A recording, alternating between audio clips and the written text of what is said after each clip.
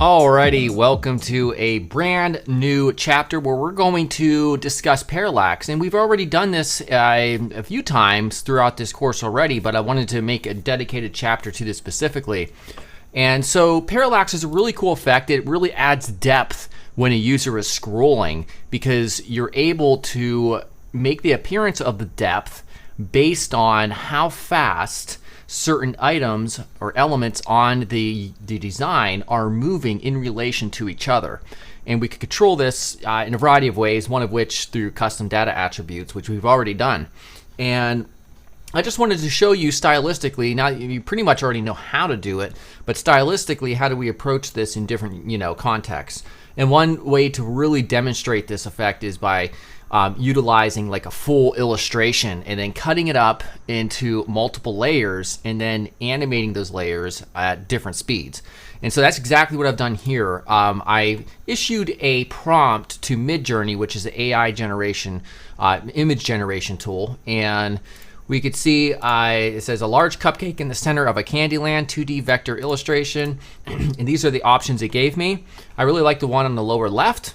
And if we look at it specifically, we can kind of imagine how we could potentially cut this up into 3 different images. And the first image in the foreground is going to be this piece of land with the cupcake and the trees on it. And then the middle picture or the depth would be like these little areas back here, or like the distant town. And then finally, the third background layer could be the clouds and these little, I don't even know what those circles are, there's some type of like cotton candy or something. And so that's exactly what I did. I downloaded this, I opened it up in Photoshop, and in Photoshop, it gives you some tools to be able to quickly isolate objects with the object selection tool. As you can see, if I zoom up right there. And so when I put that in, I was able to just select that and then isolate this. And again, I don't expect you to do this, but I did kind of want to describe how I arrived at the images. And if I open up Visual Studio Code and I go to our 4 images over here, the background layer looks like this. So really you want it to be a seamless picture. You can't just cut them out, otherwise you're going to see the empty areas when they move in relation with each other. So using Photoshop's content aware fill will kind of fill in the empty spots of the image. Here's our cupcake. These are transparent 24-bit PNGs. Now, they're also very large when you save them or export them from Photoshop, but if you run them through tinypng.com, it will greatly reduce the file size. Here's the middle background. And you can see it's not, I kind of did it pretty quickly. You can kind of see the outline here of that area. Again, I could have cleaned this up, but this is content aware fill, and it does a pretty good job overall. You can't really notice it. So the final product that we're going to get to very shortly, once we start writing code, looks like this in the browser. It's very, very cool. So we're going to add candy versus its actual type in HTML. If I scroll down, look at that. Now you can also see like this. If you look at this little area where it looks like clouds or some type of texture, that's just added there so that it's not a hard line at the bottom. If I take in, well, I'll show you what it looks like when we get to that point, and I'll show you what it looks like without this graphic. But overall, as you can see, the candy verse element is moving pretty fast compared to the other stuff, and it goes behind the actual cupcake, which is very cool. It's a nice way to add depth. You can see the cupcake graphic is kind of moving up, but the background, the middle background, is moving down, so it really creates a nice depth feel. It's very, very cool. And you can integrate this as a hero section or just another section on your landing page in a variety of different contexts. So let's go ahead and get started with this. And we're going to start with the HTML, because the HTML, this is a pretty simple project, so there's not much HTML. So first we're going to have a section element right here, and let me zoom up to make sure you can see everything I am typing. Control B to get rid of that sidebar. Inside of that section, the section is going to be the parent container of that, all those 3 images. Or actually, it's going to be, 3 images. And we're going to have our H1 element with a class of Parallax.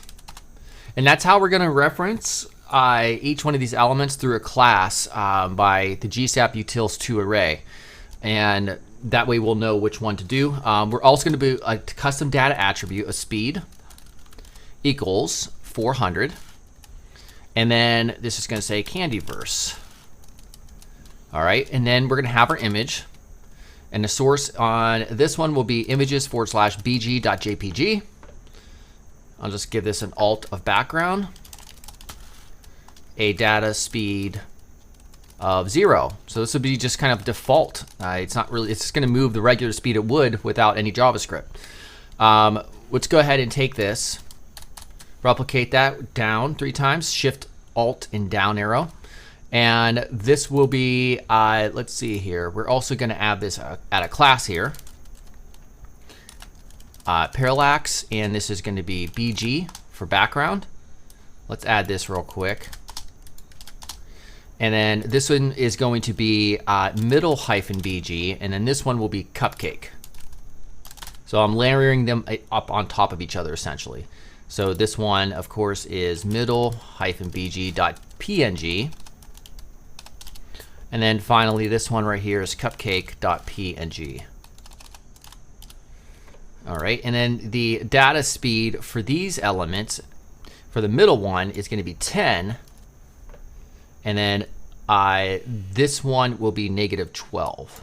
So you can do negative numbers as well to get things moving in opposite directions. All right, so that's good right there. We're going to have an empty section at the bottom just to give ourselves the ability to scroll down to see the parallax effect. And we're going to save that. And if I go ahead and look at this in the browser, it should look like this. So as you can see, it doesn't have that hard shadow.